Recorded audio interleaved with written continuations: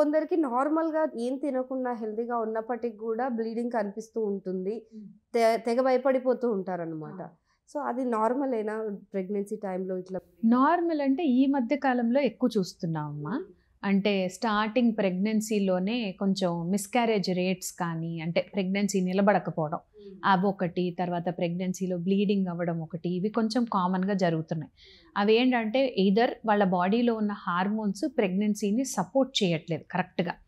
So, support చేయట్లేదు కాబట్టి మనము బయట నుంచి టాబ్లెట్స్, ఇంజెక్షన్స్ ఇవన్నీ పెట్టాల్సొస్తుంది.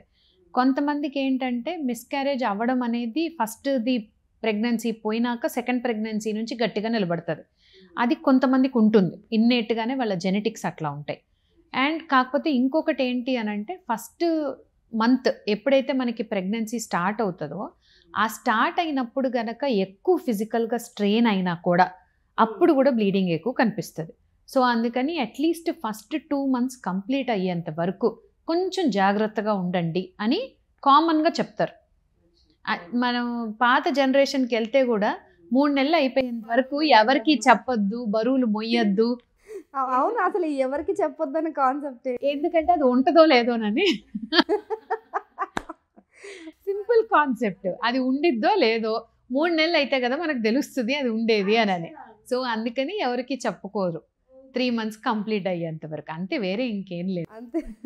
అప్పటి రోజుల్లో ఇన్ని టెస్టులు ఎవరికి చెప్పకే అప్పటి రోజుల్లో ఏంటంటే ఇన్ని టెస్టులు లేవు కదా.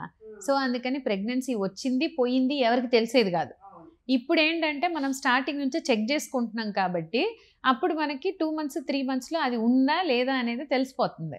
అందుకని ఎక్కువ కేసెస్ రికార్డ్ అవుతున్నాయి, మిస్‌క్యారేజ్ కేసెస్. అట్లా.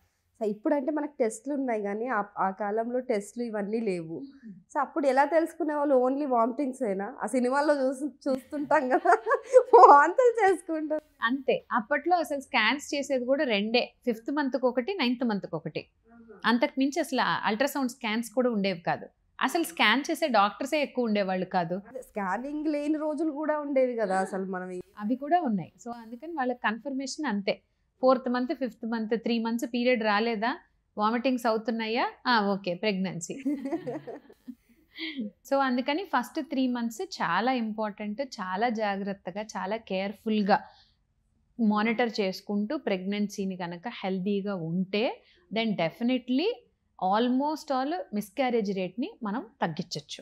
సో, అందుకని బిఫోర్ ప్రెగ్నెన్సీ ఎంత హెల్తీగా ఉంటారో ఫస్ట్ 3 మంత్స్‌లో కూడా ఆ హెల్తీనెస్‌ని మెయింటైన్ చేసుకుంటూ ఇమ్యూనిటీని పెంచుకుంటా ఉంటే గనక నీకు మిస్‌క్యారేజ్ తగ్గిపోతది. బ్లీడింగ్ తగ్గిపోతది. ప్రాబ్లమ్స్ తగ్గుతాయి.